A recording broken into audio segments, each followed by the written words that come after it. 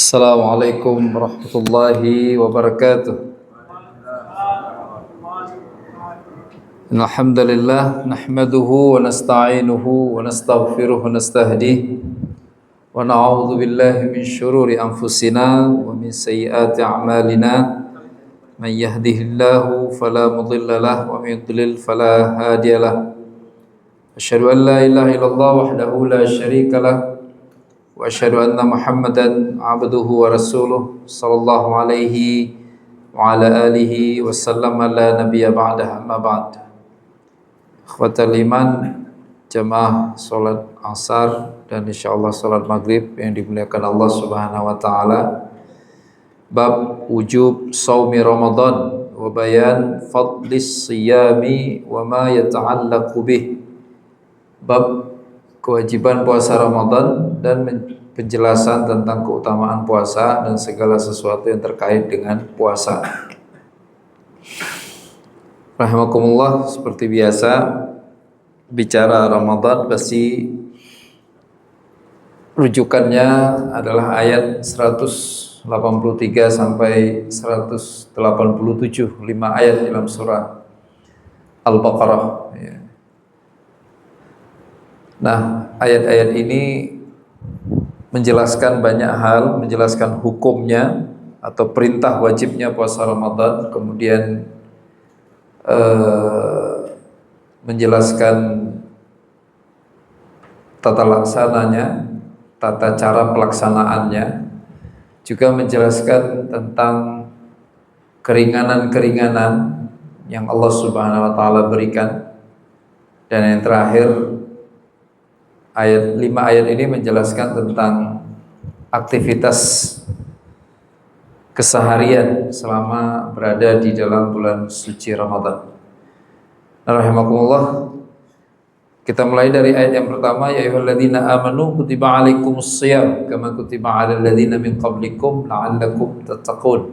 Wahai orang-orang yang beriman, diwajibkan kepadamu puasa sebagaimana telah diwajibkan kepada orang-orang sebelum kamu agar kamu bertakwa. Jadi diwajibkan, sudah jelas siapa yang mewajibkan, karena ayat ini ada dalam Al-Quran, berarti yang mewajibkan adalah yang menurunkan Al-Quran, Allah Azza wa Jalla. Nah, kenapa formatnya pasif ya, kenapa diwajibkan, kenapa enggak langsung saja wahai orang-orang yang beriman Allah mewajibkan?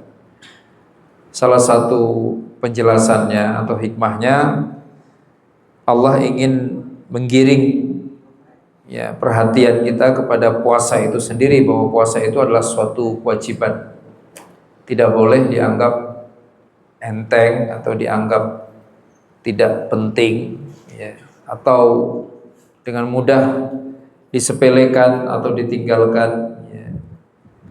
Jadi diwajibkan puasa itu, jadi begitu kita ingat puasa, puasa diwajibkan, puasa diwajibkan. Jadi kalau puasa ya wajib gitu. Sesuai dengan tema kita pada hari ini, puasa yang mana ya? Puasa Ramadan. Maka idealnya membaca ayat diwajibkan, puasa itu wajib bagi siapapun, mendorong kita untuk tidak mencari-cari alasan agar boleh tidak berpuasa.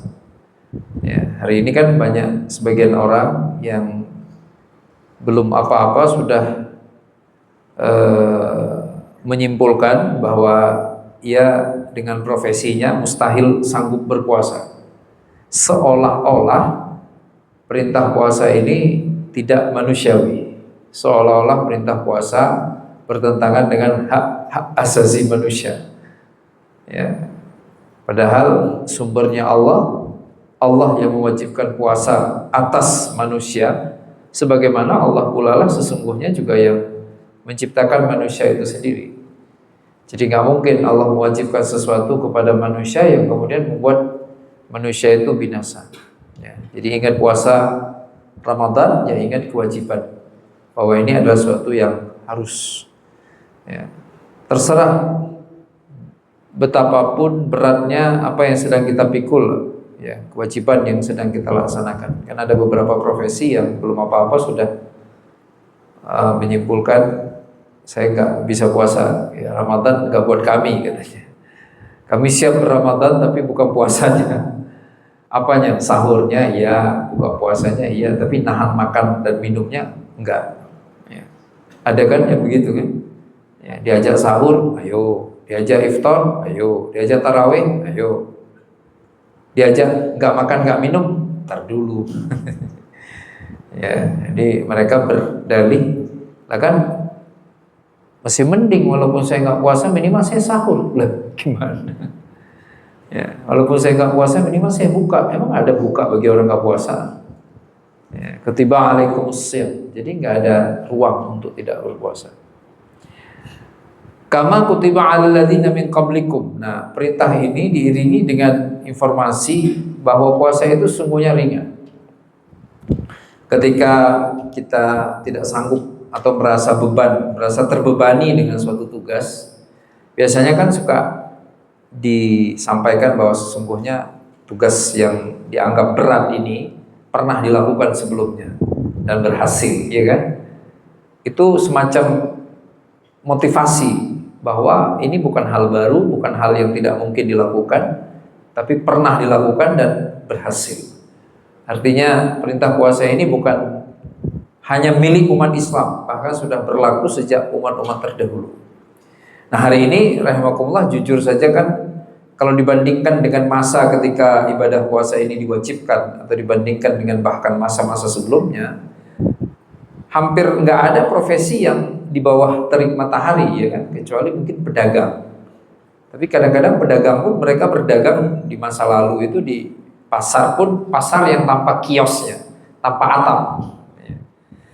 Nah, bayangkan sementara kita sekarang hari ini bisa dihitung jari profesi di bawah terik matahari, ya kan. Sisanya ya rekan-rekan yang bekerja di sini kan mungkin 99,99% bekerjanya pasti di dalam ruangan. Bagaimanapun jika kita membandingkan beban pekerjaan di siang hari yang harus dilakukan antara kita sekarang dengan mereka di masa lalu, pasti lebih ringan sekarang. Jauh lebih ringan sekarang. Belum lagi ketersediaan menu sahur yang berlimpah. Ya kan? Dulu emang di zaman Nabi ada, kalau mau makan sahur nggak bisa masak, nyari warung. Kira-kira ada warung sahur nggak zaman Nabi? Nggak ada. Kira-kira ada yang jualan penganan berbuka nggak zaman Nabi? Ya nggak ada juga kan. Kita nggak baca itu di Sirah Nabawiyah. Jadi kama kutiba alal ladzina min qablikum, sebagaimana diwajibkan kepada umat terdahulu. Jadi puasa adalah wajib, tapi jangan memandang puasa itu sebagai ibadah yang berat. Jadi kita malu. Kita malu ketika hari ini belum apa-apa sudah menganggap nggak sanggup berpuasa, nggak mungkin berpuasa dengan berbagai alasan. Padahal perintah ini bukanlah perintah baru, tetapi bahkan diwajibkan terhadap umat-umat terdahulu. Di mana beberapa riwayat menyebutkan versi puasa mereka jauh lebih berat dibandingkan puasa kita pada hari ini. Ya, ada yang misal begitu azan maghrib berkumandang, tertidur pada saat azan maghrib, belum sempat buka, kemudian azan isya, masuk waktu isya maksud saya. Nah, setelah itu nggak boleh lagi berbuka sampai kapan? Sampai keesokan harinya. Jadi maghrib keesokan harinya baru boleh berbuka puasa. Di puasanya sedemikian beratnya, sementara puasa kita hari ini ringan sekali, puasanya umat Muhammad SAW. Kita benar-benar hanya diminta untuk berpuasa di siang hari, dan itu pun sangat tidak berat. Kenapa? Karena Nabi menyunahkan sahur. Jadi sesuatu yang padahal kita inginkan itu bahkan jadi ibadah, sunnah, masuk kategori sunnah muakkad. Tasaharu fa inna fis sahuri barakah, misalnya kata Nabi. Bersahurlah karena dalam sahur itu ada keberkahan. Buka puasa, emang ada yang nggak pengen buka? Nggak ada kan? Orang belum buka aja pengen buka. Lama-lama buka puasa jadi sunnah. Benar kan? Buka puasa di awal waktu sunnah. Lah semua orang pengen itu. Tanpa diperintahkan sebagai ibadah sunnah pun semua orang pasti melakukannya. Ya. Jadi betapa menyenangkan ibadah puasa itu. Kama kutiba alal ladzina min qablikum. Nah, kemudian yang kita nggak boleh lupa dari ayat ini, di ayat pertama dalam rangkaian ayat Syam itu ada targetnya. Kita apa aja kan pasti ada target tujuan. Makin besar suatu tujuan, biasanya makin besar pula motivasinya.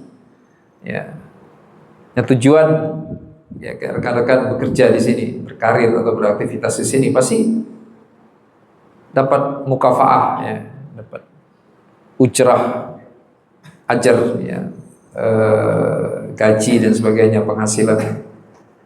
Nah, makin besar penghasilannya pasti makin semangat kerjanya. Makin besar harapan, kita pasti makin termotivasi. Nah, puasa targetnya adalah ketakwaan. Apa itu ketakwaan? Al-wiqayah, proteksi, terlindungi. Terlindungi fisiknya, terlindungi perilakunya, termasuk terlindungi nasibnya, baik di alam dunia maupun kelak di akhirat. Jadi setidaknya ulama menyebutkan ada 3 perlindungan atau wiqayah la'allakum tattaqun yang didapatkan oleh orang yang berpuasa. Jadi tujuannya, targetnya proteksi. Kita semua kan ingin melindungi, kan? Benar nggak? Sedikit banyak kita pasti ingin melindungi diri. Kenapa pakai baju? Karena ingin melindungi diri kita. Karena ketika bekerja kan pasti dikasih pakaian khusus agar lebih terproteksi. Pakai helm agar lebih terproteksi, sepatunya khusus, semua seperti itu. Nah, sekarang pertanyaannya, perlu nggak memproteksi diri ini agar tidak mudah jatuh sakit? Itu perlu banget, mesti banget perlunya. Dan salah satu hal terbaik dan bisa dikatakan termudah dari semua aktivitas lainnya yang dilakukan untuk menjaga kesehatan itu adalah berpuasa. Ya. Olahraga jauh lebih melelahkan dari berpuasa. Ya, lelah sekali, perlu waktu khusus, perlu mungkin bahkan alat khusus, perlu hari khusus, perlu pakaian khusus. Ya. Tapi puasa, ilmuwan mengatakan ketika seseorang itu berpuasa maka tubuhnya melakukan proses setting ulang. Semua setting ulang, kerja jantung, kerja semua organ tubuhnya. Jadi kembali bekerja secara normal. Karena itu, maka kalau kita tahu betapa besarnya manfaat puasa, mungkin rekan-rekan sekarang sering dengar atau istilah intermittent, ya, puasa sewaktu, gitu ya. Sekian jam. Sekarang jujur saja, sebenarnya mana yang lebih keren? Beneran berpuasa dari sahur sampai maghrib atau pakai format intermittent puasa itu? Yang diriset oleh ilmuwan bahwa yang sudah duluan diriset kapan tahu itu puasa umat Islam. Ya. Yang ketika prosesnya, ya detailnya bisa dibaca sendiri di banyak artikel, tapi intinya bahwa yang tadinya tubuh ketika membutuhkan energi, ya mengambil dari proses pencernaan, kemudian ketika seseorang mulai berpuasa, energi yang dibutuhkan tubuh diambil dari apa yang tersimpan dalam tubuh manusia itu sendiri. Ya, sehingga kondisi tubuhnya akan makin hari makin bertambah stabil. Semua yang tadinya dianggap berlebihan menjadi pelan-pelan menjadi normal kembali. Belum lagi setting ulang semua cara kerja atau fungsi tubuhnya. Rahimakumullah. Jadi mungkin kita akan mengatakan sebagaimana yang sering disampaikan, kalau tahu persis betapa besarnya manfaat puasa untuk kesehatan, kita gak akan lagi mengatakan puasa itu kewajiban, tapi bahkan puasa itu menjadi suatu kebutuhan. Jadi saya harus puasa. Jadi kenapa Allah haruskan, Allah wajibkan? Karena memang kita harus berpuasa, maka Allah wajibkan. Kita pernah bahas ini sebelumnya. Kayak kenapa Allah wajibkan sholat 5 waktu? Karena memang kita harus sholat 5 waktu. Kalau tidak sholat 5 waktu, banyak sekali masalah yang akan kita hadapi dalam hidup ini. Ya, mulai hati yang tidak bersih, perasaan yang mudah kacau, galau dan sebagainya. Jadi semua yang diwajibkan di dalam agama itu adalah memang sesuatu yang memang wajib kita lakukan agar kita selamat. Dan di antara sekian banyak jenis ibadah, puasa ini termasuk ibadah yang banyak sekali manfaat kesehatannya. Dan itu sangat terasa. Sederhananya begini aja. Dua hal ya yang saya sering sampaikan ke teman-teman itu. Yang pertama, kita nggak mungkin ada riset di bidang medis yang mengatakan puasanya orang Islam di bulan Ramadan itu mencelakakan, itu nggak mungkin. Ya, itu yang pertama. Kemudian yang kedua, yang terang-terangan bisa dirasakan, walaupun survei ini nggak dilakukan karena nggak ada yang bersedia membiayai. Apa itu? Bahwa ketika umat Islam ini sedang berpuasa, maka frekuensi sakit mereka itu berkurang drastis. Mungkin rekan-rekan bisa merasakan itu. Jadi mungkin memang agak lemah di siang harinya, tapi uniknya nggak gampang pilek, nggak gampang batuk, nggak gampang demam, nggak gampang sakit kepala, ya kan? Ya, coba dirasa-rasa lagi, kok bisa? Iya ya, seingat kita tuh kayaknya selama bulan Ramadan nggak ada demamnya. Kalaupun ada pilek, ya gara-gara kebanyakan minum es kan, atau batuk gara-gara kebanyakan minum es juga, bukan salah puasa itu sendiri. Ya. Tapi secara umum fisik kita bertambah lebih kuat. Ya. Jadi kita sangat butuh kepada puasa, itu yang pertama, ya. Butuh perlindungan. Puasa memberikan perlindungan terhadap kesehatan kita. Jadi untuk detailnya rekan-rekan silahkan akses, googling aja, banyak sekali artikel-artikel ilmiah. Tinggal tulis aja misalnya keywordnya manfaat puasa bagi kesehatan. Banyak banget. Dan iseng aja nggak apa-apa, boleh kan? Iseng, apa isengnya? Dibalik, mudarat puasa bagi kesehatan. Gak bakalan ada artikel itu. Ya, kita boleh iseng kan? Ustadz kali bohong dia nih. Jangan-jangan Allah salah kali ya. Ya kan? Nyari aja, gak apa-apa. Mudarat puasa bagi kesehatan. Coba ada nggak artikelnya? Ya. Kalaupun ada, nanti di bawahnya maksud yang dimaksudkan di situ adalah bagi orang yang memang sudah bermasalah kesehatan, ya kan? Orang dengan kondisi kesehatan bermasalah, kondisi-kondisi tertentu, maka mereka diminta untuk tidak berpuasa. Tapi orang normal berpuasa itu pasti menyehatkan. Bahkan orang yang dalam keadaan sakit pun dalam batasan tertentu, puasa itu bahkan bisa menyembuhkan. Satu, puasa memberikan perlindungan. Jadi la'allakum tattaqun. Nah, ini kan cukup mendorong kita untuk berpuasa ketika tahu betapa besarnya manfaat yang kita peroleh dari berpuasa. Yang kedua, memberikan proteksi perilaku. Karena Nabi SAW pernah menyampaikan, "Man lam yada' qaula zur wal 'amala bihi, falaysa lillahi hajah fi ayyada' ta'amah wa syarabah." Yang enggak bisa jaga lisan, maka Allah enggak butuh lapar dan dahaganya. Jadi terkendali. Puasa itu mengendalikan, sangat mengendalikan. Kenapa? Karena energi kita berkurang drastis. Ya, kita hanya satu hal tersisa yang masih mudah muncul ketika kita sedang berpuasa, apa itu? Tersulut emosinya, itu aja kan. Tapi tenaga untuk marah itu nggak ada. Benar nggak? Tenaga untuk muter-muter jalan-jalan itu hampir nggak ada. Tenaga untuk berinisiatif, berbuat mungkar, berbuat maksiat hampir nggak ada. Kalaupun ada, berkurang drastis. Itu fakta itu di siang hari ketika berpuasa. Malamnya bahkan juga sama, karena orang ternyata sibuk dengan taraweh dan sebagainya. Nuansa suasana ibadah di bulan suci Ramadan itu luar biasa. Ya. Jadi puasa itu memproteksi perilaku. Ya. Dan yang ketiga, puasa itu memproteksi dari ancaman api neraka. Kan ada pintu khusus babu. Apa kalau untuk orang puasa, babu rayyan, ya. Pintu khusus yang akan dimasuki oleh orang yang berpuasa. Ya. Puasa memberi syafaat, ya kan? Apa kata puasa? Ya Rob, aku melarangnya untuk makan di siang hari. Berikan syafaat untuknya. Jadi kelak semua bisa berkomunikasi. Kelak seolah-olah semuanya adalah makhluk hidup. Bahkan amalan yang dulu kita amalkan, yang kita berpikir itu kan amalan, catatan amalan, tapi ternyata amalan itu jadi hidup. Dia membela pelakunya agar diselamatkan oleh Allah Subhanahu wa taala di hari kiamat. Ya, sebagaimana Al-Qur'an juga begitu kan? Ya Rob, dulu aku mencegahnya, melarangnya untuk tidur malam. Ya terus membacaku, kata Al-Qur'an. Maka selamatkan ia ya Rob dari ancaman api neraka. Ya. Nah, rahimakumullah, tiga hal ini luar biasa, la'allakum tattaqun. Ya, makanya ayat pertamanya terkandung tiga hal itu. Di dalamnya ada yang pertama, kandungan pertamanya tentang bahwa puasa itu wajib. Jadi kalau ingin puasa Ramadan ya wajib, nggak ada jalan keluar, nggak ada alasan. Yang kedua, beban tapi bukan hal baru.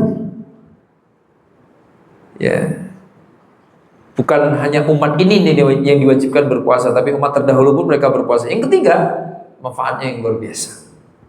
Proteksi. Kita semua butuh proteksi agar terproteksi kesehatan, agar terproteksi kehidupan, perilaku, dan agar terproteksi kelak di hari kiamat, di akhirat. Ya, apalagi kalau kita bicara di bulan puasa ada malam Lailatul Qadar, ya kan? Bayangkan, khairun min alfi syahr. Udah selesai itu. Sekarang rekan-rekan paling muda di sini berapa umurnya? 20 tahun ada nggak? Ada 20 tahun, 20. Kira-kira bisa hidup nggak 80 tahun lagi? Kayaknya berat ya kan? Iya. Langka lah kalau bisa, alhamdulillah. Kalau enggak ya apa-apa kan? Lah bayangkan kalau dapat satu malam namanya malam Lailatul Qadar, dan malam itu hanya ada di bulan Ramadan. Ketika mampu beribadah di malam itu, maka pahalanya diakumulasikan oleh Allah seolah-olah ibadah itu dilakukan selama 1000 bulan. 1000 bulan dikonversi dalam tahun jadi 83 tahun. Ya kan? Luar biasa kan? Cukup satu Ramadan, cukup satu malam Lailatul Qadar. Jadi benar-benar terproteksi sudah, aman. Yang kita pengen yang proteksi model begitu kan? Ya. Nah, preminya apa? Kan semua asuransi kan ada preminya. Preminya bukan fulus. Allah nggak perlu uang kita. Allah penguasa jagat raya punya semua. Premi yang harus kita bayarkan puasa. Itu aja. Ya, kelas kita lanjut ayat 182. Ada nggak di sini? Di sini nggak dibahas ya ayat 182 ya. Lompat ya langsung 183. Langsung 185, maaf. 184 enggak dibahas. Ya, ayyama ma'dudat. Hanya dalam beberapa hari. Lagi-lagi keringanan. Jadi enggak usah dipandang sebagai ibadah yang berat. Kan ayyam beberapa hari. Benar enggak puasa itu beberapa hari? Enggak. Puasa sebulan. Lama enggak sebulan? Harusnya lama. Tapi coba deh, pengalaman kita berpuasa. Puasa itu terasa lama hanya di hari pertama, ya kan? Ketika orang mulai berhitung, hari pertama, Masya Allah, kerja, puasa, sebulan penuh. Hari kedua, masih terasa lama. Hari ketiga, terasa lama. Begitu masuk hari ketujuh, udah sebentar. Nggak kerasa, udah hari ke-15. Tengah bulan Ramadan. Nggak kerasa, udah masuk malam 21. Nggak kerasa, udah mulai arus mudik. Udah selesai. Ayyam ma'dudat. Allah nggak pernah bohong. Jadi perasaan bahwa puasa itu sebentar bukan hanya statementnya Allah dalam Al-Quran, bukan hanya pernyataan Allah, tetapi itulah yang kita rasa sesungguhnya tentang ibadah puasa Ramadan. Jadi beban puasa itu nggak lebih dari 3 hari saja. Perasaan lama itu di 3 hari, bahkan mungkin rekan-rekan pernah ngalami itu, di mana ketika kita memasuki malam ke-25 gitu, kayaknya bangun sahur pun males, benar kan? Sahur, ya udah nggak apa-apa, nggak sahur. Benar kan? Tapi kalau di awal-awal kayaknya, waduh kalau nggak sahur kacau nih. Ya, ya. Segitunya.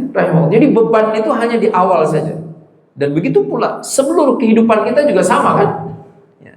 Apapun bentuk bebannya, hanya kerasa di hari-hari pertama. Begitu pula dengan halnya dengan ibadah suci bulan Ramadan. Maka berjuanglah untuk bersabar di hari-hari pertama. Ya kan? Orang yang berhasil puasa dengan baik hari pertama, kedua, ketiga, mulai masuk ke-4, ke-5, maka makin terasa ringan, makin terasa ringan. Seperti itu. Ya. Maka kenapa alhamdulillah tahun ini kita dikasih libur ya, anak-anak sekolah ya. Bapak-bapak nggak libur. Ya iyalah, masa bapak-bapak juga libur. Ya, anak sekolah libur kan, lumayan liburnya. Agar mereka terbiasa untuk puasa benar dari sejak awal Ramadan. Senang sekali dan memang begitu seharusnya. Sehingga mereka nggak beralasan nggak kuat puasa Ramadan karena sekolah dan sebagainya. 3 hari pertama dia sudah kuat, oke. Maka kemudian lanjut sambil sekolah, insya Allah lebih kuat. Ya. Faman kana minkum maridan aw ala safarin fa iddatun min ayamin ukhra. Wa 'alal ladzina yutiqunahu fidyatun ta'amu miskin. Faman tatawwa khairan fa huwa khairul lahu wa antasumu khairul lakum in kuntum ta'lamun. Ya. Yang sakit dalam perjalanan maka ganti pada hari yang lain. Keren ya? Sakit atau dalam perjalanan, ganti aja pada hari yang lain. Artinya apa? Nggak usah puasa kalau sakit. Sakit yang bagaimana? Sakit yang bisa bertambah berat jika berpuasa. Tapi kalau yang sakit itu jenis penyakit yang nggak ada hubungannya dengan puasa, ya puasa aja. Apalagi jika jenis penyakit yang jika berpuasa malah sembuh, maka nggak ada alasan untuk ninggalin puasa. Lagi-lagi perlu pendapat dokter tentang ini kan. Ya, kalau kata dokter jangan puasa ya, bahaya ya baru. Tapi kalau kata dokternya puasa nggak, ada puasa bener dok, kok rasanya sih nggak kuat, nah itu alasan rahimahullah. Ya. Atau dalam perjalanan bisa ganti pada hari yang lain. Musafir boleh ganti. Bagaimana kalau tetap ingin puasa padahal musafir? Silahkan, nggak dilarang ya, tapi dia sebenarnya boleh nggak puasa dan menggantinya pada hari yang wa antasumu khairul lakum. Berpuasa itu lebih baik untukmu jika kamu mengetahuinya. Allah nggak mungkin bohong. Allah nggak mungkin bohong ya, jadi artinya apa kata mufassirin itu? Sakit boleh ganti pada hari yang lain, artinya boleh tidak puasa. Tapi sesungguhnya puasa itu sangat bermanfaat untuk menyembuhkan penyakit. Puasa itu lebih baik untukmu, untuk menyembuhkan penyakitmu. Itu maknanya. Ya, jadi rahimakumullah, kita baru masuk kemudian ke ayat yang ketiga tentang puasa 185.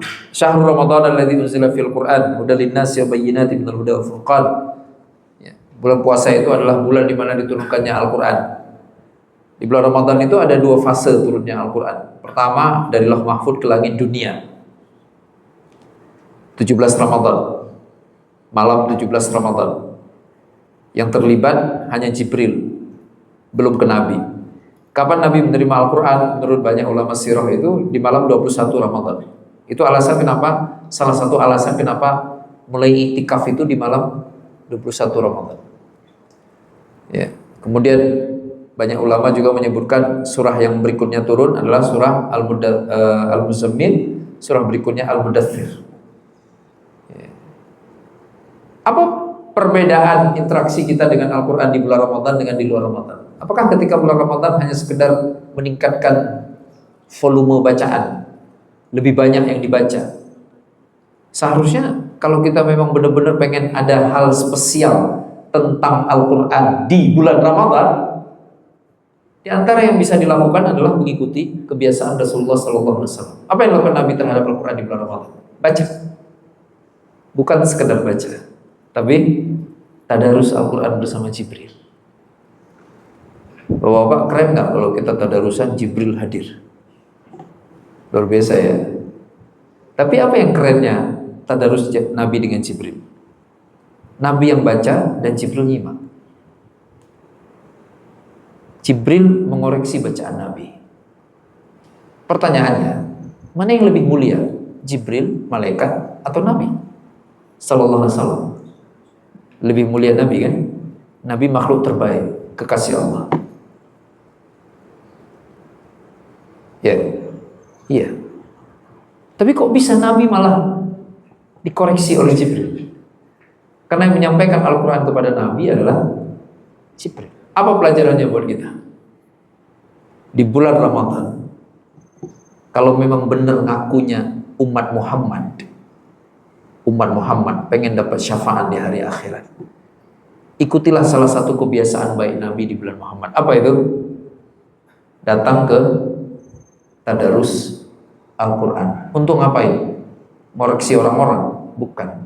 Untuk dikoreksi oleh orang lain. Itu hari ini sunnah yang sudah banyak ditinggalkan oleh banyak orang. Padahal di dalam cerita kehidupan Nabi kita baca dalam sejarah itu bahwa Nabi setiap bulan Ramadan khatam. Setiap bulan Ramadan khatam. Khatam ngapain? Menampilkan bacaannya di hadapan Jibril, didengar oleh Jibril.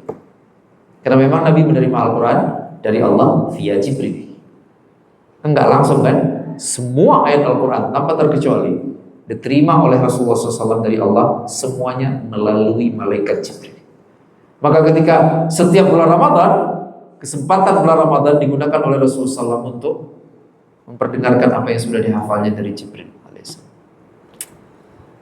Khusus di Ramadan tahun terakhir, murajaahnya dilakukan 2 kali khatam. Nah, rekan-rekan, hari ini tidak sedikit yang merasa sudah cukup, merasa sudah baik banget, udah bagus banget, udah keren banget, hanya sekedar baca sendiri aja, nggak ada yang koreksi, nggak ada yang dengerin. Padahal yang terbaik adalah nyari guru, nyari orang, atau gabung sama teman-teman, datang ke masjid, nimbrung di tadarusan, minta dikoreksi. Jadi nanti bisa Ramadan, teman-teman datang ke masjid, ikut tadarus, udah setengah jam, udah berapa kali baca nggak ada yang koreksi, komplain. Ini saya datang ke sini biar bacaan saya dikoreksi, kok saya didiemin sih? Harusnya begitu. Jangan malah sebaliknya, ya kan? Datang ke tadarus pengen koreksi orang, harusnya pengen dikoreksi. Namanya saja tadarus, dan itu diceritakan oleh Nabi dalam hadis sahih kan. Mastama'a qaumun fi baitin min buyutillah yatadarasunahu yatluna kitaballah wa yatadarasunahu bainahum. Tidaklah suatu sekelompok orang berkumpul di salah satu rumah Allah untuk membaca Al-Quran dan saling belajar di antara mereka, kecuali Allah turunkan ketentraman, Allah turunkan rahmat, Allah turunkan malaikat, Allah sebut nama-nama mereka di sisi makhluk-makhluk Allah di langit sana, ya kan? Jadi tadarus itu syar'i, ya, maka harusnya kembali dihidupkan. Dan nggak ada syarat kalau tadarus harus banyak orang, enggak, 2 orang pun cukup. Seperti Nabi tadarus sama Jibril. Cuma kan kita nggak mungkin tadarus sama Jibril kan? Iya. Cari teman yang bacaannya lebih bagus, minimal 1 orang tadarus. Kalau enggak, adain aja di masjid. Nggak usah lama-lama, setengah jam, ya, setengah jam. Tapi berkesempatan untuk dikoreksi. Nah, kalau niat hadir tadarus dikoreksi, mengoreksi, saling mengoreksi, maka nggak mungkin tadarus itu membosankan. Nah, sekarang yang terjadi tadarus membosankan, benar kan? Giliran dia baca 2 halaman, 3 halaman, suara cempreng, salah mulu lagi bacanya. Mau dikasih tahu, ditegur, iya, ya kan? Nah, coba kalau saling dikoreksi, pasti malu kan? Astagfirullah, gua salah ya. Akhirnya cuma baca 1 ayat, silakan nyolek yang sebelahnya, ya kan? Lanjut bang, ya baru 1 ayat, alif lam mim, bang, lanjut bang. Iya, nggak apa-apa, 1 ayat. Itu tadarus yang sesungguhnya. Ya. Berikutnya, unzila fil Quran hudan linnas wa bayyinatin minal huda wal furqan. Al-Quran yang diturunkan di bulan Ramadan itu hidayah bagi manusia, bukti-bukti bagi hidayah itu. Ini menandakan bahwa yang kedua, setelah bacaan Al-Quran di bulan Ramadan diniatkan agar dikoreksi. Yang kedua, bacaan Al-Quran di bulan Ramadan harusnya dilakukan berikut dengan upaya untuk memahami maknanya. Karena kan hudan linnas wa bayyinatin minal huda wal furqan. Allah terangkan fungsi Al-Quran yang diturunkan pertama sekali pada bulan Ramadan itu, yaitu menjadi hidayah. Lagi gimana caranya jadi hidayah kalau kita nggak paham? Hidayah kan artinya petunjuk, pedoman. Ya. Saran saya, khusus di bulan Ramadan, mau tadarus kayak bareng-bareng, mau baca sendiri kayak, jangan pernah baca Quran tanpa terjemah, kecuali bagi yang sudah mahir berbahasa Arab. Bagi yang belum, pakai Quran terjemah, baca artinya, sempatkan baca artinya. Ya, kita sekarang itu missnya kita di situ. Ya, kita kan suka mengejar sesuatu, kadang-kadang nggak substantif. Bener kan? Ya. Rezeki banyak, terserah mau halal mau haram. Akhirnya alih-alih mendatangkan kebaikan malah menjerumuskan. Ya, bacaan Quran banyak, khatam berkali-kali, tapi 1 ayat pun nggak paham. Padahal Al-Quran tidak diturunkan hanya untuk dibaca, tapi untuk dipahami. Perintah Al-Quran dibaca, bacalah Al-Quran, itu perintah untuk dipahami Al-Quran. Ya. Walaupun membacanya saja sudah ibadah. Tapi agar fungsi Al-Quran bisa berjalan dengan baik, agar Al-Quran ada makna dalam kehidupan ini, wajib dipahami. Dan itu nggak mungkin bisa dilakukan tanpa memahami maknanya, ya, mengetahui artinya. Ya, jadi ini penting, rahimakumullah. Mungkin bisa jadi Ramadan tahun ini nggak akan khatam kayaknya, tapi nggak soal. Ternyata cuma baca Al-Baqarah doang, include arti lengkap, itu keren banget. Ya kan? Bayangkan nih ya, rekan-rekan disuruh ngerjain sesuatu sama pimpinannya, dikasih manual book, ya kan, manualnya. Ini cara ngerjainnya ya. Terus bosnya nanya atau pimpinannya nanya, "Gimana? Kamu udah baca belum manualnya?" "Udah, Pak." "Semuanya?" "Siap, Pak." "Udah." Gitu. "Emang kamu ngerti bahasanya?" "Ya nggak ngerti sih, yang penting saya baca aja." Nyebelin nggak? 300 halaman dia nggak ngerti bahasa yang digunakan di manual itu, terserah bahasa asing apa, dan dia bilang, "Ya Pak, tapi saya udah baca semua kok Pak." Apanya yang dibaca orang dia nggak ngerti? Ada manfaatnya nggak? Nggak sama sekali. Tapi dikasih manual nih ya, sebelum kamu pakai alat baru ini, baca dulu manualnya. "Oke Pak." Besok ketemu tanya, pimpinannya nanya, "Kamu udah baca berapa halaman?" "Udah baca semua." "Belum Pak, baru 5 halaman." "Kamu ngerti?" "Ngerti." Wih, 5 halaman tapi ngerti. Bagian mana yang sudah kamu baca? Bisa diterangkan. Kerenan mana sama yang kemarin? Yang baca semuanya tapi nggak paham, dengan yang baca sedikit tapi paham. Baca yang sedikit tapi paham kan? Saya sama sekali tidak sedang mengatakan khatam nggak penting. Penting banget khatam. Masa kita nggak khatam sih? Tapi coba deh, mungkin nggak? Kira-kira mungkin nggak instruksi baca Al-Quran yang dulu disampaikan Nabi itu, instruksi baca tok tanpa perlu paham, mungkin nggak itu? Mungkin nggak kita nih ya beli buku buat temen atau beli buku buat anak di toko buku, terus kita kasih, "Nah nih bagus nih, baca." "Oke ya." Itu dia baca buku bahasa Inggris, dia ikuti kayak film-film barat yang dia sering nonton. Wah, dia baca berbuih lidahnya tuh.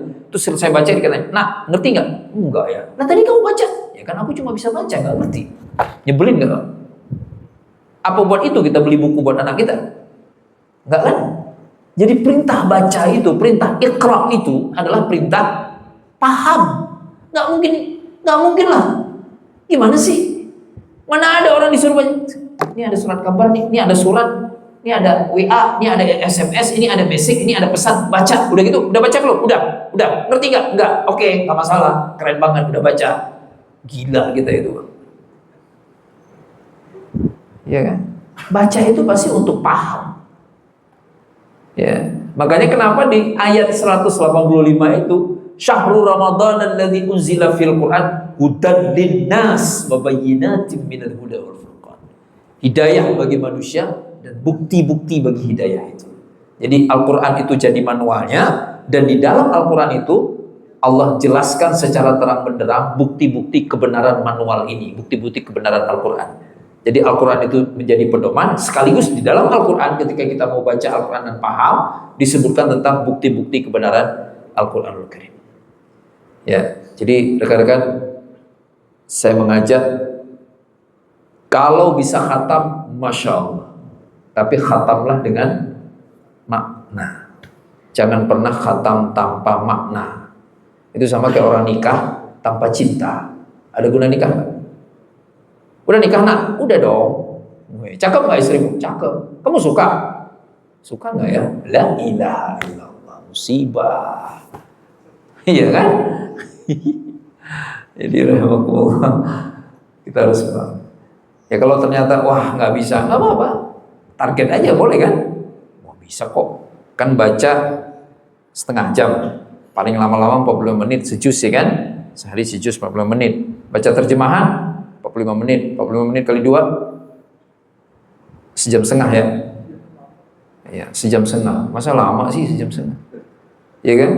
Caranya Pak, nah ada triknya. Triknya Pak, kalau baca dulu ayat Arabnya, jangan satu ayat terjemah. Puyeng kalau begitu.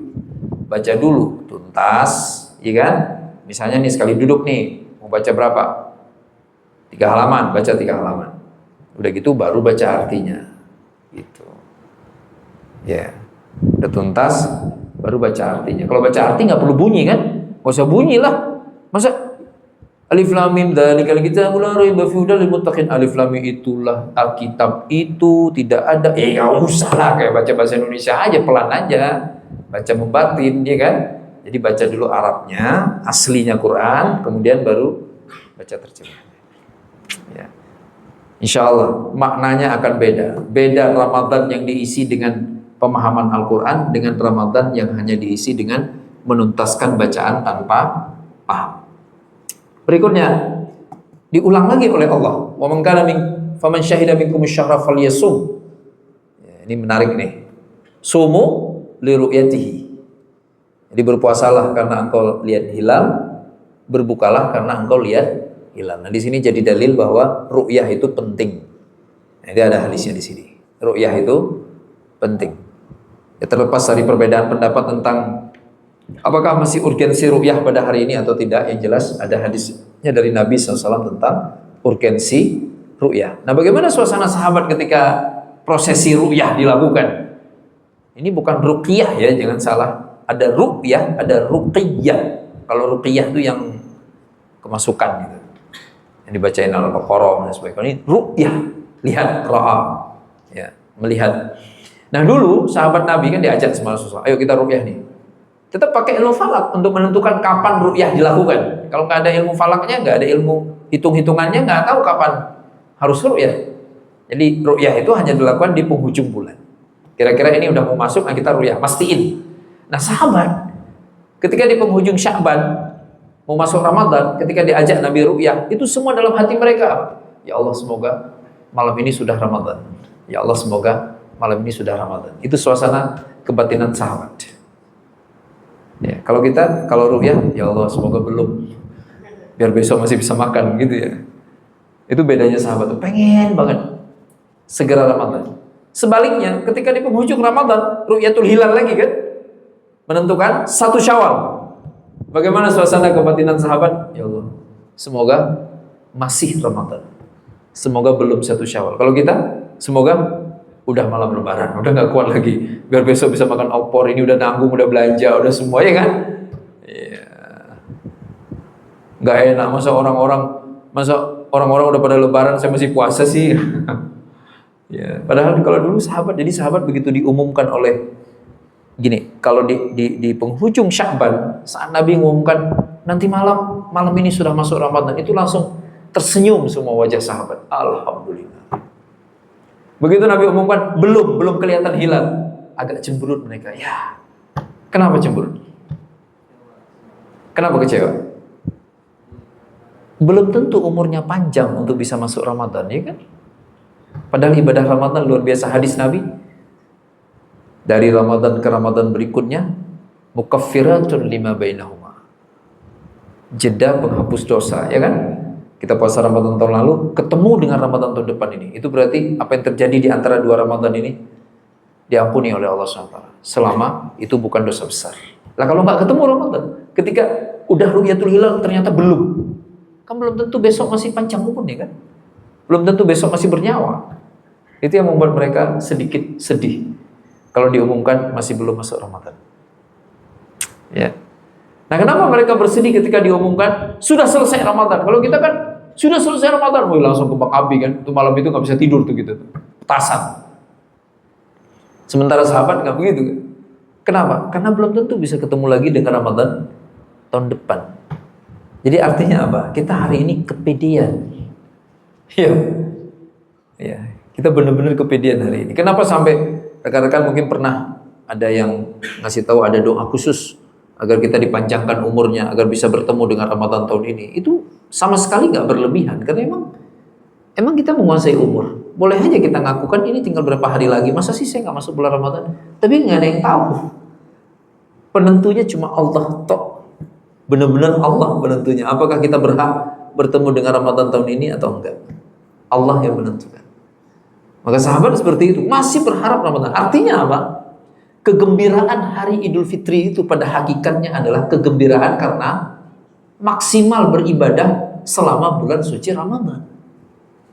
Jadi bukan kegembiraan kan, udah beres, udah gak ada beban, paginya udah boleh makan, udah bebas, habis isya gak ada taraweh. Sebagian begitu kan?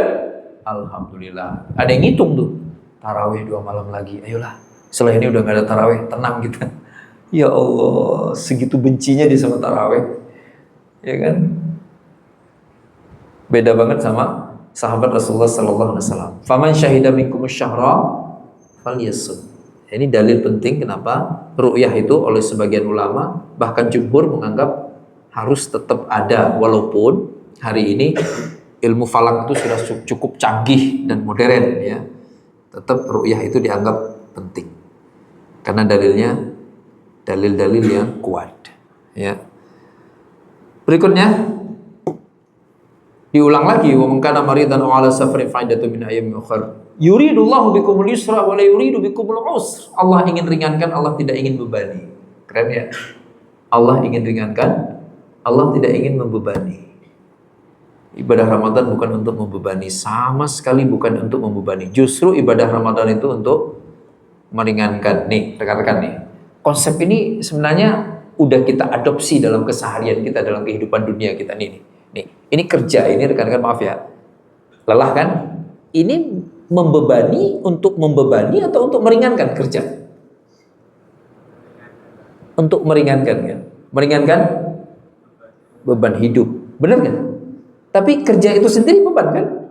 Beban. Tapi bayangkan kalau nggak kerja, jauh lebih berat lagi bebannya. Menanggung malu harus jadi pengemis misalnya, naudzubillah min dzalik. Akhirnya semua kebutuhan nggak terpenuhi dan seterusnya dan seterusnya. Jadi ada beban-beban kecil yang sebenarnya itu dalam rangka untuk meringankan. Benar, ada beban dalam, kita nggak bisa bohong mengatakan puasa itu enak kok, nggak ada masalah. Masalah. Lagi kita pengen makan nggak bisa, lapar nggak bisa makan, haus nggak bisa minum, ya kan? Iya. Tapi beban itu jauh lebih ringan atau bahkan ringan banget dibandingkan dengan keringanan yang kita dapatkan gara-gara kita mau berpuasa. Itu maknanya yuridullahu bikumul yusr wala yuridu bikumul usr. Allah ingin mudahkan. Allah tidak ingin merepotkan.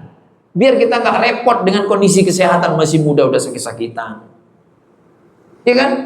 Biar kita nggak repot dengan gerakan mata, gerakan telinga, fungsi lidah, fungsi tangan yang nggak bisa terkendali, maka puasa. Ya. Biar kita nggak repot untuk mengumpulkan banyak pahala sebagai bekal di negeri akhirat, maka puasa yang benar. Ya, jadi ini sebenarnya untuk meringankan. Allah ingin ringankan. Ya. Allah sama sekali tidak ingin membebani. Tamam? Rahimakumullah. Walitukmilul iddata. Nah, tapi ada syarat. Harus disempurnakan perhitungannya. Ini mirip kayak mungkin pernah ikut pelatihan, ya kan? Emang bisa? Ini pernah kita bahas beberapa kali dalam kesempatan ini. Apa mungkin kita dapat sertifikat kalau pelatihan itu nggak diikuti seluruhnya? Itu nggak mungkin. Ya kecuali ada kong kali kong sama panitia pelaksananya kan. Ya. Tapi seandainya itu normal-normal aja, maka nggak mungkin. Nggak usah gitulah. Sekolah SD aja 6 tahun, tapi dia cuma mau sekolah 5 tahun, bisa dapat ijazah SD kan? Ada nggak SD 5 tahun? Nggak, SD doang. Berani nggak ke kepala sekolah terus ngomong, Pak Kepala Sekolah, ini anak saya nih Pak Kepala Sekolah 5 tahun sekolah Pak, masa cuma nggak sekolah setahun nggak bisa dapat ijazah, Bapak gimana sih? Berani nggak ngomong gitu Pak ke kepala sekolah? Nggak berani. Nggak usah setahun, 6 bulan aja nggak sekolah, dapat ijazah nggak? Nggak bakalan Pak. Nggak memenuhi syarat untuk ikut ujian. Ya. Nah ini yang terjadi dengan kita nih. Kenapa puasa tidak memberikan banyak kemudahan? Kenapa puasa tidak memberikan banyak manfaat? Jawabannya sederhana saja. Karena puasanya nggak diikuti secara tuntas. Dia nggak ambil paketnya.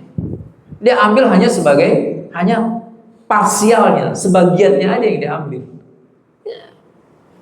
Masih ingat kan? Kita ke dokter, diresepin obat, dokter bilang apa? Nulis apa di catatannya itu? Tolong, mohon dihabiskan. Ya kan? Kalau emang nggak perlu dihabiskan, dokter juga nulis kan? Kalau sakitnya mereda, nggak perlu diminum lagi. Kenapa ada yang mohon dihabiskan? Karena kalau nggak habis, maka nggak ngefek, nggak ngaruh. Lah kita nurut tuh kata dokter, ya badan udah enak, udah masuk kerja, obat masih diminum nggak? Masih. Karena kata dokter, mohon dihabiskan. Ya kan? Rekan-rekan, di sini kerja pakai jam kan, based on waktu kan. Boleh nggak? Udah nggak ada kerjaan lagi, waktu kerjanya masih tersisa setengah jam atau 15 menit, terus udah pulang aja lah, nggak apa-apa, orang nggak ada yang dikerjain, boleh gitu nggak? Boleh sih. Kalau bulan depan nggak niat kerja lagi kan? Iya kan? Iya. Maksud saya, bisa nggak dengan cara bekerja itu tetap dapat penghasilan di akhir bulan? Nggak bakalan kan? Pasti akan bermasalah. Ya. Jadi di era modern ini kita menyebutnya dengan istilah totalitas. Nggak ada dampak positif dari sesuatu yang dilakukan setengah-setengah. Apapun itu. Apapun itu. Jadi ya tetap ada yang dikorbankan lah. Tapi puasa Ramadan itu, kalaupun kita harus berkorban, pengorbanan itu benar-benar terbayarkan berkali-kali lipat. Pengorbanan apa yang paling berat? Bukan pengorbanan puasanya sebenarnya. Bukan pengorbanan bangun sahur, sholat tarawih. Bukan. Apa yang paling berat dari Ramadan itu? Pengorbanan untuk sepenuhnya berpuasa dari awal sampai akhir Ramadan. Itu yang paling berat itu. Karena walitukmilul iddata, hendaknya engkau menyempurnakan hitungannya. Kalau engkau benar ingin mendapatkan manfaat. Jadi nggak perlu aneh. Ramadan wish masjid 5 waktu, ya kan? Tadarus setiap malam. Tapi kok selesai Ramadan sholat kagak ke masjid, nggak kelihatan baca Quran, sederhana. Dia nggak sempurna Ramadannya. Ada malam-malam terakhir yang dilewatkan. Maka kalau mau lihat orang bagaimana dampak Ramadan yang terjadi terhadap seseorang itu, lihat saja berapa lama ia berramadan. Mereka yang berhenti berramadan dari sejak 15 hari, tinggal puasanya tok, maka ia berhenti pula dampak Ramadannya.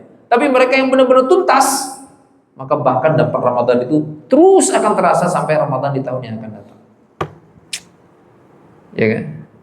Nah, ini yang perlu kita perhatikan dengan baik ya. Walitukmilul iddata walitukabbirullaha ala ma hadakum wa la'allakum tashkurun. Ayat 186. Wa idza sa'alaka ibadi fa inni qarib. Ramadan adalah bulan doa. Orang berpuasa itu doanya mustajab. Jangan lupa untuk berdoa di siang harinya. Aku dekat. Jadi kata ulama, syarat agar doa dikabulkan apa itu? Kita minta, udah itu doang. Kalau nggak minta, apanya yang mau dikasih? Orang kita nggak pernah minta. Banyak-banyaklah berdoa di siang hari bulan puasa, karena da'watus shaim mustajab.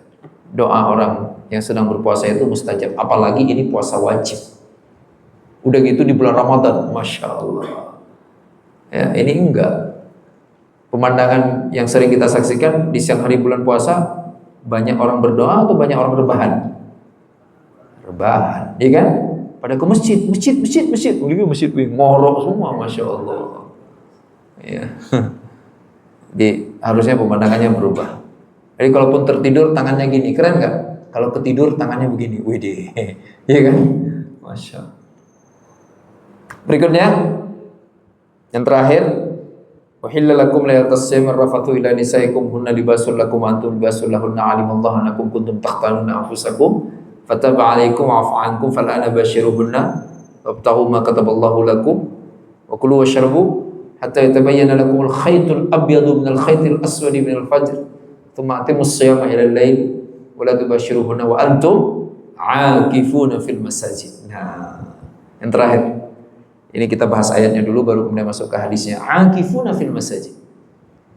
Kapan i'tikaf di masjid? Kalau menurut ayat 187, i'tikaf itu justru diinstruksikan di siang hari bulan puasa. Kenapa? Karena masjid adalah menurut Nabi tempat terbaik di muka bumi. Faktanya di dalam masjid kita jauh lebih terproteksi perilakunya, ya kan? Orang kalau masuk masjid yang biasanya ngalur ngidul nggak jelas, masuk masjid jadi lebih tenang, lebih tentram, lebih baik, ya, lebih terjaga akhlaknya. Pasti begitu. Hawanya, suasananya, suasana ibadah di masjid. Kalaupun suka bercanda, berkurang candaannya dalam masjid. Maka ke masjid. Kapan? Di siang hari bulan puasa. Dalam rangka menyelamatkan ibadah puasanya. Karena lagi-lagi Allah tidak mengejar rasa lapar dan rasa dahaga. Coba nih. Emangnya siapa yang paling bagus puasanya? Yang paling melilit perutnya? Pernah dengar hadis itu nggak? Nggak ada kan? Nggak ada. Siapa yang paling bagus puasanya? Yang paling haus? Nggak ada. Siapa yang paling bagus puasanya? Yang paling bisa menjaga dirinya. Iya kan? Jaga mata, jaga telinga, jaga perasaan, jaga tangan, jaga semuanya dari segala sesuatu yang membatalkan puasa. Jadi sama kayak bener, orang kalau makan puasanya batal, kalau minum puasanya batal. Tapi kualitas puasa tidak pernah diukur dari tidak makan dan tidak minum. Sama kayak rekan-rekan. Rekan-rekan kalau nggak masuk kerja tanpa alasan berhari-hari, masalah kan? Masalah. Terus apakah dianggap sebagai pekerja yang keren karena selalu masuk kerja? Enggak kan? Selalu masuk kerja itu enggak menjadi indikator keunggulan sama sekali. Yang jadi indikator keunggulan justru apa? Performa, ya kan? Kinerja dan seterusnya. Jadi sama juga dengan ibadah puasa, sama kayak anak kita sekolah. Itu dia bilang apa? Ayah, aku kan hebat ya, pinter. Kenapa nak kamu pinter nak? Aku tiap hari kan sekolah. Pagi berangkat, sore pulang. Bener, anak pintar itu anak yang tiap hari berangkat sekolah? Enggak kan? Enggak ada kaitannya sama sekali. Tetapi syarat agar dia bisa pintar, dia tiap hari ke sekolah, itu iya. Tapi ukuran kecerdasan, keunggulan dalam studi itu bukan kehadirannya ke sekolah, tapi ukurannya dia mengikuti pelajaran dengan baik, dia mengerjakan tugas yang diberikan oleh gurunya, dia ikut ujian, dia bisa menjawab jawaban pertanyaan yang diajukan kepadanya dengan baik, dan seterusnya. Jadi begitu pula ibadah puasa. Jadi jangan salah sangka tentang ibadah suci bulan Ramadan. Kayaknya kan ada sebagian orang gitu kan, kalau udah pegang-pegang perut habis zuhur tuh biasanya jam 1, waduh, ya Allah, ini kalau ada es jeruk nih enak banget nih katanya, ada es kelapa, ya kan? Kayaknya tuh kayak puasanya keren banget itu. Enggak sama sekali. Justru makin kelihatan kelaparan seseorang, makin kelihatan bermasalah puasanya. Ini ada yang nggak beresin puasanya nih, kok kelihatan lapar banget. Ya kan? Iya, rahmatullah. Ya. Wa antum ma'akifuna fil masajid. Duduklah di masjid agar puasa kita selamat. Kelas. Dan sekarang kita masuk ke hadis-hadisnya. Masih ada waktunya? Masih kan ya? Masih lama kan? Maghrib masih jam berapa? 6.15. 6.18 ya. Kullu amal ibni Adam lahu illa siyam fa innahu li wa ana ajzi bih. Jadi puasa itu untuk Allah dan aku membalasnya. Maksudnya apa? Nggak ada yang tahu yang tadi saya sampaikan. Nggak ada yang tahu sebenarnya. Beda sama sholat. Sholat ketahuan nggak sama orang lain? Ketahuan. Kita bisa mendeteksi ini orang sholat nggak sholat itu ketahuan. Orang haji ketahuan, apalagi haji. Nggak bisa ngumpul-ngumpul haji. Zakat ketahuan. Ada amil zakat penerimanya dohir. Satu-satunya ibadah yang nggak bisa diakses oleh orang lain, ibadah puasa, nggak ketahuan. Benar kan? Nah, iya, nggak ketahuan. Nah, suami istri tidur boleh berduaan, di rumah berduaan, pengantin baru. Emang suami tahu istrinya puasa apa enggak? Nggak tahu dong. Gimana kalau tadi masuk kamar mandi minum? Nggak ada yang tahu. Emang istri tahu suaminya masih puasa? Nggak tahu. Puasa itu ibadah yang nggak ketahuan sama siapapun kecuali kita sendiri dan Allah Subhanahu wa Ta'ala. Itu. Ya, maka hanya Allah yang akan membalasnya. Maka dari itu, kenapa banyak sekali hadis kan, man shama ramadhana imanan wa ihtisaban, ghufira lahu ma taqaddama min dhanbi. Barang siapa yang berpuasa Ramadan dengan benar-benar yakin sama Allah Subhanahu wa Ta'ala, karena nggak ada emang bisa kalau sholat kita bisa sebutkan, masya Allah, tuh lihat tuh si fulan tuh kalau sholat keren banget, kelihatan khusyuk, nggak gerak-gerak, bagus, bisa kan? Tapi bisa nggak kita tuh lihat puasanya keren banget? Apa kerennya puasa? Ada bentuk dohirnya nggak puasa itu? Hah? Nggak ada keren-kerennya, nggak ada. Puasa tuh nggak ada dohirnya, ya kan? ibadah tanpa bentuk. Haji ketahuan, tawafnya Masya Allah, sa'inya Masya Allah, lagi wukuf di Arafahnya Masya Allah, ketahuan. Zakatnya Masya Allah, gede banget, ketahuan. Puasa, mana ada duduk nyender, la ilaha illallah, ya Allah, lapar banget ya Allah. Terus itu yang paling keren, kagak. Itu yang paling masalah itu. Ya. Puasa benar-benar gak ketahuan, ya kan? Beneran, serius saya. Lah itu ada yang buka puasa, paling semangat tuh buka puasa. Iftar ya, iftar. Ya ada yang bisikin, Ustaz, tadi kan dia makan siang, Ustaz. Ya, ada rahimahullah. Paling semangat iftar itu belum tentu orang puasa. Ya. Puasa nggak ketahuan. Wa ana ajzibi, aku yang akan balas. Maka ibadah puasa sebulan itu benar-benar nggak hanya melatih raga, rasa, organ tubuh, tapi sekaligus melatih kualitas iman, yakin sama Allah Subhanahu wa taala. Yakin sama Allah Subhanahu wa taala. Dan itu keren banget. Ya, keren banget. Jadi kalau mau lihat kita ini masih jujur apa enggak, lihat aja di bulan puasa. Kita masih sanggup puasa enggak? Masih, alhamdulillah ya Allah. Berarti masih jujur. Ya kan? Tapi kalau udah puasa aja nggak kuat, udah nggak ada jujur-jujurnya sama sekali udah. Kenapa? Dia udah pasti orang yang nggak puasa itu nggak mungkin di depan orang lain terang-terangan makan, pasti nggak berani. Kecuali dia tahu temennya juga nggak puasa, ya kan? Iya, mana berani. Berarti kan nggak jujur. Maka kita nggak bisa nuduh siapapun. Kita juga nggak perlu nilai siapapun. Begitu masuk bulan suci Ramadan, nilai diri kita sendiri masing-masing. Karena nggak ada yang tahu apakah kita masih puasa atau enggak. Wa ana ajzibi. Ya. Wasyamu junnah. Puasa itu benteng, perisai, memproteksi, tadi sudah kita bahas. Idza kana yaum shaumi ahadikum fala yarfath wa la yaskhab. Jangan mengucapkan kata-kata yang buruk, ya. Apa tuh? Cerita perempuan. Perempuan itu siapa? Istri sendiri. Jadi ada yang bilang, "Loh, emang boleh cerita perempuan di bulan yang lain?" Boleh, istri sendiri, boleh kan? Cerita istri sendiri di depan istri, boleh nggak? Ya boleh lah. Tapi di bulan Ramadan nggak ada diskusi yang mengundang mesum, termasuk kepada pasangan yang sah. Itu maksudnya, ya. Kemudian, fa in sabbahu ahadun aw qatalahu falyaqul inni sha'im. Kalau ada yang menghinanya, mengejeknya, dia dengan mudah merespon dengan inni sha'im, saya sedang puasa. Inni sha'im, saya sedang puasa. Respon inni sha'im.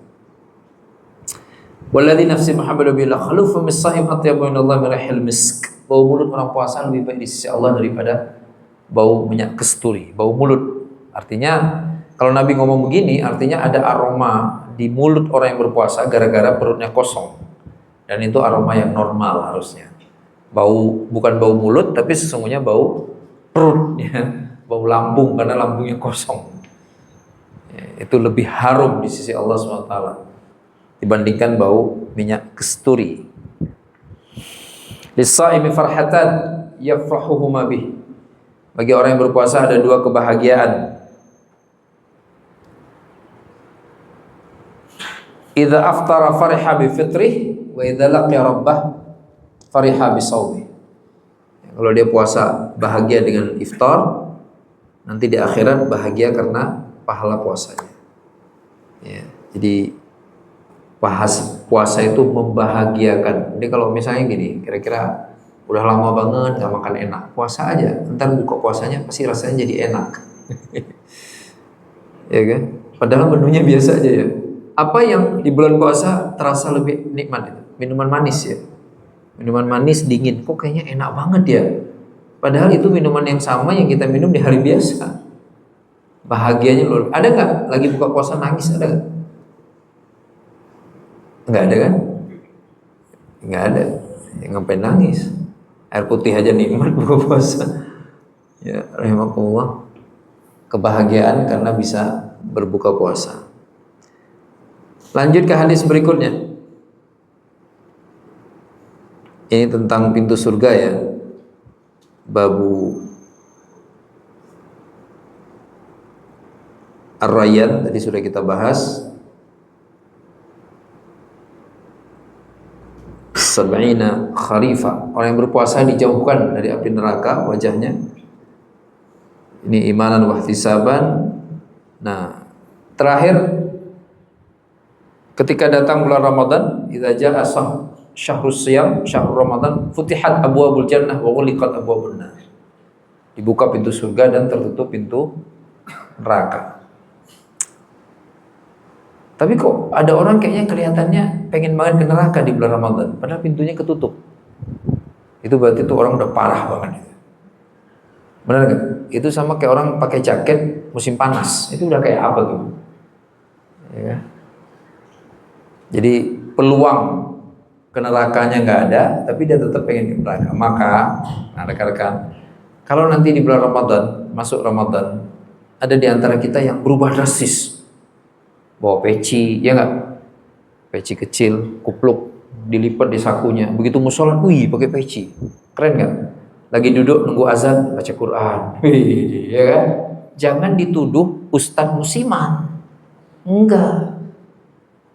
Itu berarti saudara kita yang di luar bulan Ramadan dia kalah sama setan. Nah begitu masuk bulan Ramadan, setan semuanya dibelenggu, dia langsung berubah jadi dirinya sendiri yang sebenarnya orang baik. Keren kan? Jadi kalau pengen lihat siapa diri kita sesungguhnya, lihatlah di bulan Ramadan. Kalau di bulan Ramadan kita tiba-tiba berubah, rajin ke masjid, pengen lama-lama di masjid, pengen sholat taraweh, pengen baca Quran. Giliran gak Ramadan, lupa halaman masjid, lupa Quran di mana, nggak pengen sholat 5 waktu di masjid. Nah berarti apa yang terjadi? Berarti kita masih orang baik, cuma di luar Ramadan kita kalah sama setan. Kan kalau di luar Ramadan setan dilepas kan, buat goda manusia. Di bulan Ramadan suffidat asyayatin, setannya dibelenggu. Ya. Nah yang paling parah itu siapa? Nggak ngaruh. Itu parah banget udah. Di luar Ramadan nggak pernah ke masjid, di bulan Ramadan juga nggak ke masjid. Nah pertanyaannya, siapa yang godain dia? Kan setannya nggak ada, dianya udah jadi setan. Iya kan? Itu udah serem banget itu. Ada nggak di sini begitu? Nggak ada kan? Nggak ada lah. Mudah-mudahan nggak ada. Masa udah jadi setan? Ya kan? Tapi ya gitulah. Kadang-kadang ada saudara kita yang sudah begitu. Maka jangan, sekali lagi, jangan kata-katai teman-teman kita yang berubah drastis di bulan Ramadan, langsung berubah jadi baik banget. Justru bersyukurlah, alhamdulillah ternyata teman gua yang kacau bener ini kalau bulan Ramadan jadi bagus. Ternyata dia cuma kalah sama setan doang.